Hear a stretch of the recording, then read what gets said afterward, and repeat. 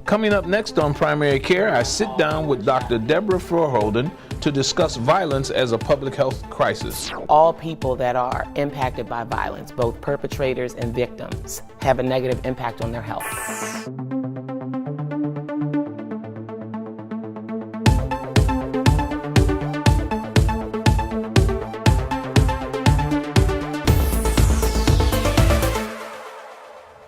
Hello, I'm Dr. Lonnie Joe, and welcome to Primary Care. Cities across the nation are experiencing unprecedented violence. Chicago alone had over 600 homicides last year.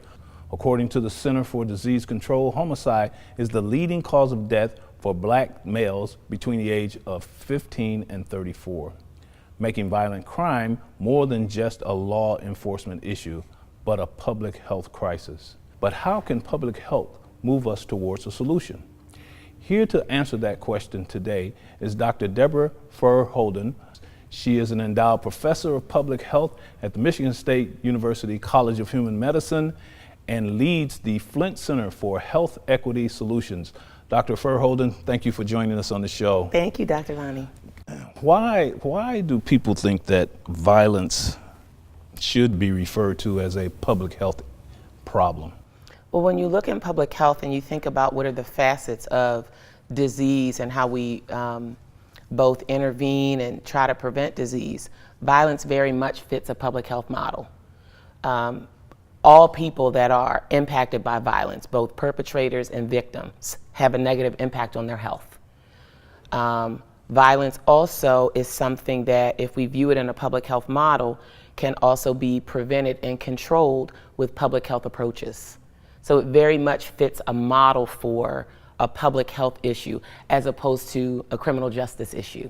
And that's mostly how we try to deal with violence right now. But we could actually bring public health approaches to bear that could prevent and reduce violence and the negative health consequences that it has on entire populations. Similar to what we've done in other disease states. If we look at it as a disease, we start talking about cause, prevention, treatment, those entities. We can look at violence in the same way. We can, and we've actually eradicated diseases in public health without even understanding the full etiology of it.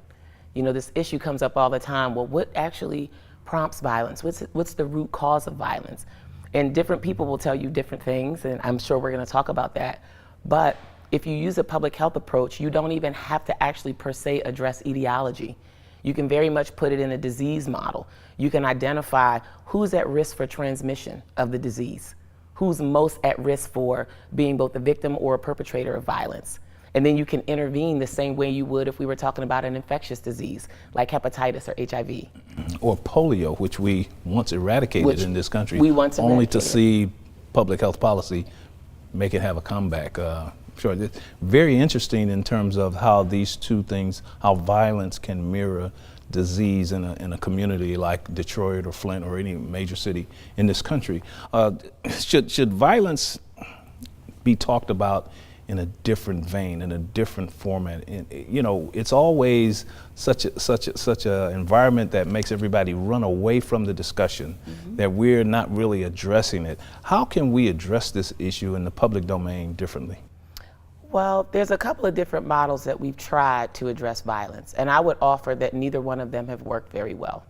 The first is treating it through the criminal justice system.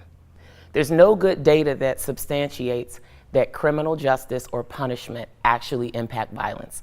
Quite the contrary, we have clear data that's demonstrated when police have gone in with very aggressive policing efforts and stings, they've actually produced increases in violence in those neighborhoods. So quite the contrary, there's clear indication that a criminal justice approach not only doesn't prevent or reduce violence, it actually increases violence. The other thing that we've tried to do is an everything in the kitchen sink model, where we look at everything that's a possible root cause of violence, from poverty to racial segregation, poor schools, and we try to throw a lot of resources at all of those structural factors. And those as well, not only are they not sustainable over time, they're very costly, and even if they were sort of the answer, it wouldn't be feasible as something that we could launch in all of our communities in need. So a community who suffers from all of those factors, plus have an undue burden called policing by people dedicated in their profession, underpaid, like school teachers are, but in particularly given a very difficult job, leads to things that I see, like in some communities, they're there to serve and protect. In other communities, they're there for law and order. That kind of discrepancy never gets us off the square in this discussion of how do we improve on violence in this country and what approaches, whether they be community-wide, governmental, educational, that we need to take that actually can give us desired outcomes. So if I hear what you're saying, we need to back up, not necessarily start over, but we need to get headed in the right direction. Exactly, and there's a strong evidence base for what works. And there's building and mounting evidence for what doesn't work. That's why I think the public health approach is so important as well. We're not operating on morals or values. We're bringing real science to bear. Real data. Real data to address a massive public health problem. That's interesting. What kind of behavior, from a public health standpoint of view, what kind of behavior is learned from the standpoint of view of violence in the community? Some of it is known, some of it is not known. One of the things that you just pointed out is known is that people go into the penal justice system as a soft criminal and come out a hardened criminal. But what kind of things exist in the community that actually feeds this whole circus called the criminal justice system? Well, so it's interesting because the strongest predictor of violence is violence. It really is that violence begets violence. So if you wanted to make a prediction about the likelihood of a violent event occurring in a particular place, the strongest predictor is if a violent event occurred in the previous day. Most violence is retaliatory and it's contextualized, so it feeds on itself. And the public health approach is about disrupting that cycle of it feeding on itself. And again, when you put it in kind of a public health and a disease model, you then have to also create some context shift. And in public health, we talk about things like social norms. There are social norms that are developed around violence. You know, I've done a fair amount of work in the school system, particularly in Baltimore City. And I've worked with teachers and I've worked with educators and legislators. And it always bothers me the way that they talk about the kids and they talk about some of the boys. I said, you take the walk that some of these young men have to take from their front door to the front door of the school building. There's a certain amount of aggression that's actually needed to make it in the neighborhood. There's a certain amount of aggression that I actually would offer is healthy and protective when you're in a tough environment. But then you get communities and environments where that continues to escalate over time, and you have norms around violence where how people naturally solve problems or solve beefs is with violence. And that violence begets more violence. So we really do have opportunities and we have models for how to interrupt that cycle. Gary Slutkin, who's a virologist, developed the Cure Violence model. And we've used a version of that in our work in Baltimore. Their model is Cure Violence. Our program was called Safe Streets. And it's a basic model. You first identify those at risk for violence and you interrupt the transmission of violence. There's a great documentary on these guys in Chicago that have done this work called The Interrupters. It's really great. You interrupt the transmission of the disease. So when a violent event happens, what's predictable is there will be retaliatory violence within the days that follow. So you actually send trained interrupters. They're in the community, they have standing in the community, have credibility with people, and then you send them in to interrupt the predictable transmission of violence or the retaliation.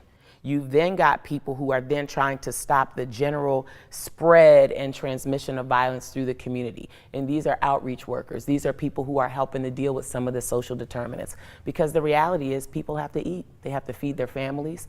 They need housing. And none of these things are free. So you have outreach workers that are helping to provide some of the things that we know fill on some of those structural factors that are real for people.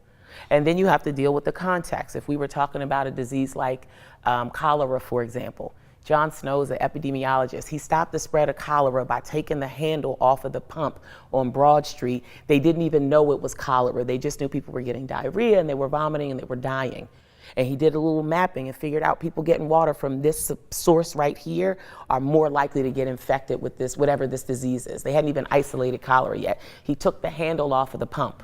When we talk about changing social norms and changing community norms around violence, it's like taking the handle off of the pump for things that beget violence. There are some basic things that can be done that do not necessarily take an army of people, not necessarily take a bank full of dollars to achieve that can affect our outcomes. We're in an outcomes-based medicine environment now, and I think it's going to come back to haunt us because we're not getting the outcomes that we're seeking. We're doing a lot of talk about it and not getting there. We're going to go to a break. We'll be right back with more primary care. There's no antidote for lead. So we are building this model public health program. Donating to Flint Kids will help us support access to nutrition, universal preschool, access to a pediatrician. If there was ever a time to invest in our children, it is now. We're here with Dr. Debra Furr-Holden, epidemiologist and the C.S. Mott Endowed Professor of Public Health at the Michigan State University College of Human Medicine and a violence prevention expert. Debra, you were on the faculty at Johns Hopkins Bloomberg School of Public Health in Baltimore when Freddie Gray died from injuries that he sustained to his spinal cord while in police custody. The city erupted in violence, the National Guard was called in, and you were personally escorted along with other faculty off of the campus. What is really happening in these cities that incites this type of violence? Well, the interesting thing was they came in, I guess, as a violence prevention strategy. You know, they were trying to, you know, given the sort of predictability of violence based on what we saw in other places like Ferguson and New York and other places. But I will just tell you as a citizen, and I lived in Baltimore City, it was quite disturbing to be escorted out of the building and to see tanks rolling through the streets and to see armed military with M16s and other assault weapons. It really begged the question, who are they protecting us from, right? I mean, what people forget is the outcry that happened following the death of Freddie Gray was people's just unwillingness to accept yet again another young African American male who lost his life at the hands of police. You know, the implication that the problem are the citizens is offensive. So embedded in all of that activity were social determinants of health. And they went to the neighborhood where Freddie Gray lived in Sandtown, Winchester. And if you look at Sandtown, Winchester, it has a pretty high epidemic rate of violence in the community. It also is marked by very high unemployment, very high rate of vacancies. It's oversaturated with liquor stores, concentrated historical poverty. So people have been living in a very tight community that historically has been impoverished and predominantly ethnic minorities. People have talked about the many assaults to Freddie Gray's body. Many of the homes in that community are riddled with lead paint. A lot of the work that was done in other parts of the city to deal with lead paint, a lot of those impoverished communities never got much of that work done to them. So Freddie Gray had been a victim of structural inequality and social determinants of health long before that fatal ride that he had with the Baltimore City Police Department that day.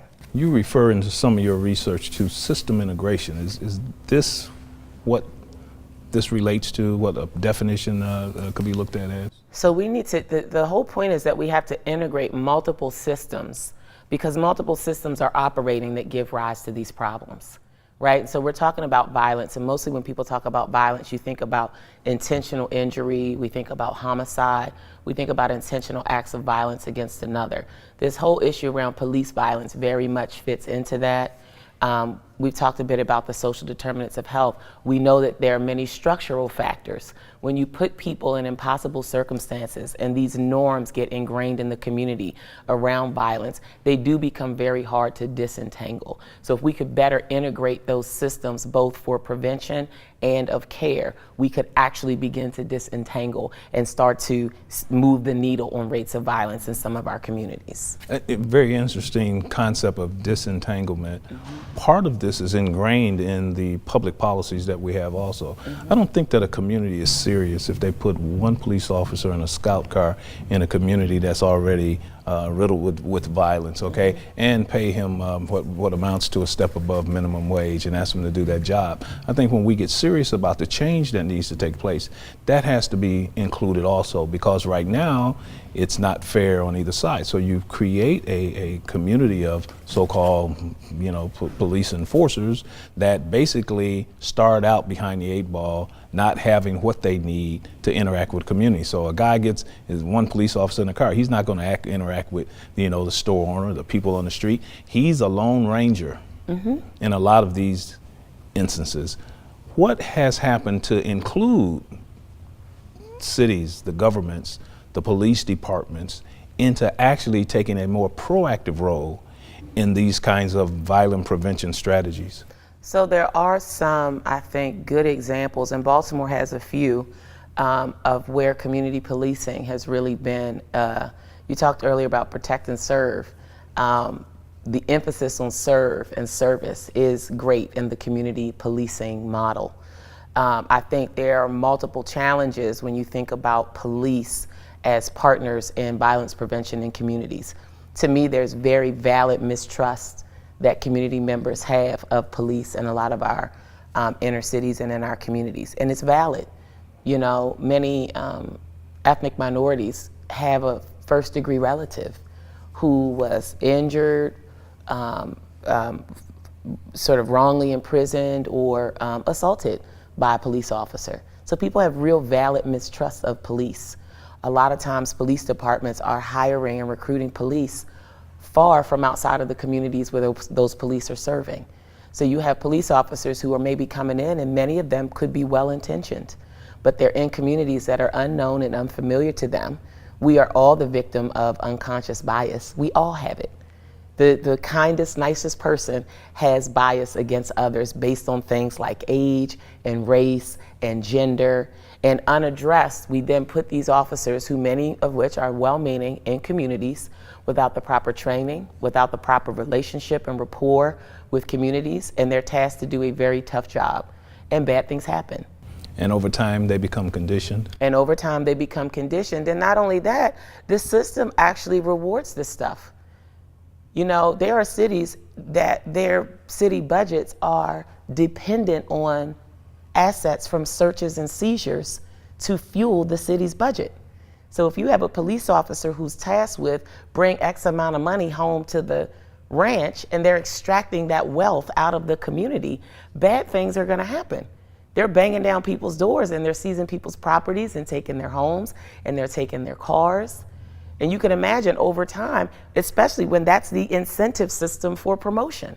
How do you go from being an officer on the beat to being a detective? You meet all the metrics of success when you're on the beat. And you drag the same kind of attitude, mores with you from being an officer to being a detective. Exactly. Or a captain. And these are people who started off very well-meaning with the intention on serving in the community.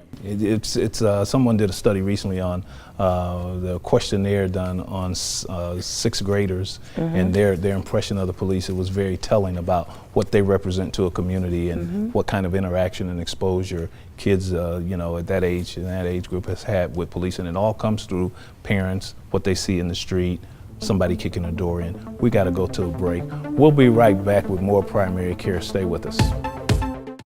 There's no antidote for lead. So we are building this model public health program. Donating to Flint Kids will help us support access to nutrition, universal preschool, access to a pediatrician. If there was ever a time to invest in our children, it is now. Welcome back.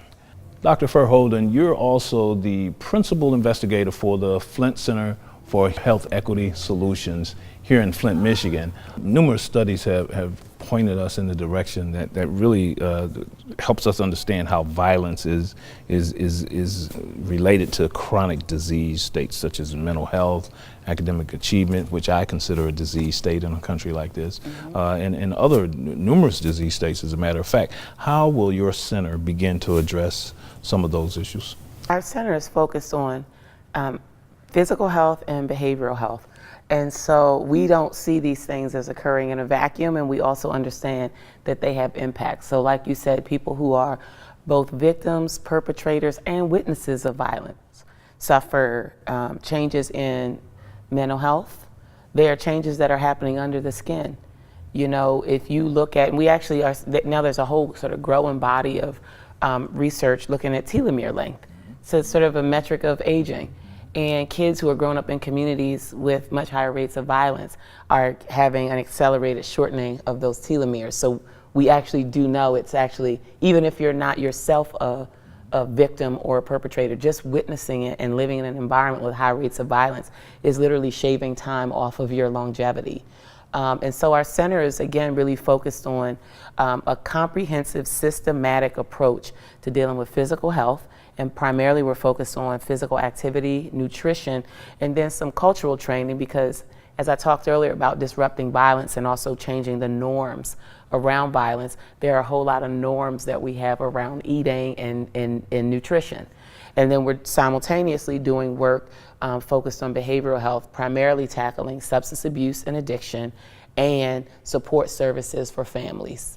And so we think bringing these things together, providing services both to individuals and at the community level with some policy level interventions really is going to be the best comprehensive strategy that we have.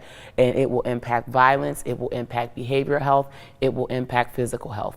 A global approach. A global approach. So let's put the ball back in the court of the practicing physician. I'm an internist. What's the role of the pediatrician, the internist, the primary care physician, the family physician in dealing with the aftermath, the after effects of violence in their patient population?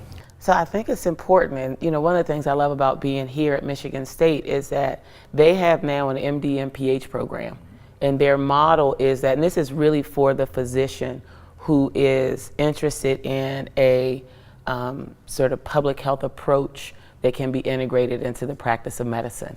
And so I think it's important that physicians understand and appreciate some of the real public health context and the public health model and the social determinants of health as they interact with patients. So for example, when you're talking to your patients about their diets or their physical activity, it's important for you to understand that people may be living in communities that aren't conducive for physical activity. There really aren't places for some residents to engage in outdoor recreation. Mm-hmm. So as a physician, if you're going to tell your patient to engage in physical activity and you know they live in a neighborhood that doesn't have sidewalks and is riddled by violence, right, it would actually potentially change your speaking. You know, you might actually say, well, do you have opportunities to walk at work? There are, for many people, safer environments where they work than where they live. You know, so it could actually shape and influence the messaging that you would give. So I think it's important for physicians to understand this, because you are actually the ones interacting on a one-on-one basis with people, trying to empower them to make decisions. But those decisions have to be a match for the environments where they actually live and work and play. And if not, it doesn't work. It doesn't work, and you lose credibility. Absolutely. Because you'll say what you say, and they'll look at you and say, oh, nice rich doctor guy, easy for you to say. And if I can't trust you on this issue, how can I trust the prescription you're writing for me? How can I trust anything else that you're telling me? You become suspect in terms of advising and counseling the patient going forward. It's interesting how you've been able to tie the violence situation along with the healthcare situation. I mean, especially with the lead in the water crisis, it's you know, poisoning by lead in the water or poisoning by lead in the bullets between the two. I mean, there's some real commonality there.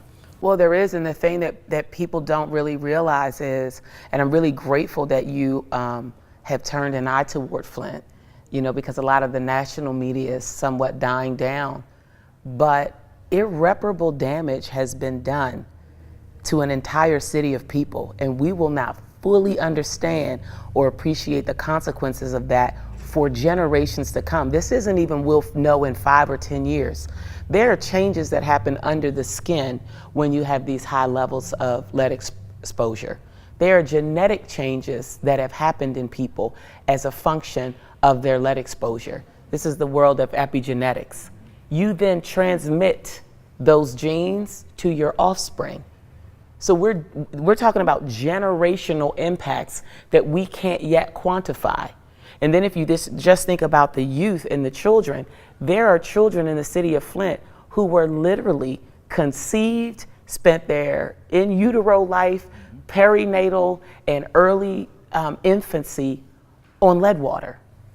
Those kids, we know for a fact, are going to have impairments in executive functioning, in cognitive processing, in decision making. Those will be the kids who will have be more likely to make poor choices and decisions around drugs. They'll be more likely to be both victims and perpetrators of violence. And if they died at a young age, lead has been a constant factor in their existence on this planet. Yep, and we will forget about that, and we'll look at them at 10, at 12, at 18, and we'll want to hold them to account for the decisions that they're making with zero responsibility or an eye toward they suffered this very early assault that was imposed on them vis-a-vis this water crisis, and now they have impacts on them and their offspring.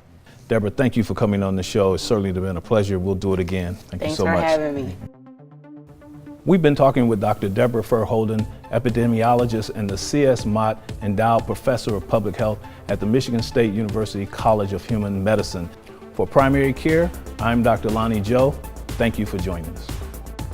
For more information about the show and our guests, visit our website at primarycare-tv.com and continue the conversation on Facebook and Twitter.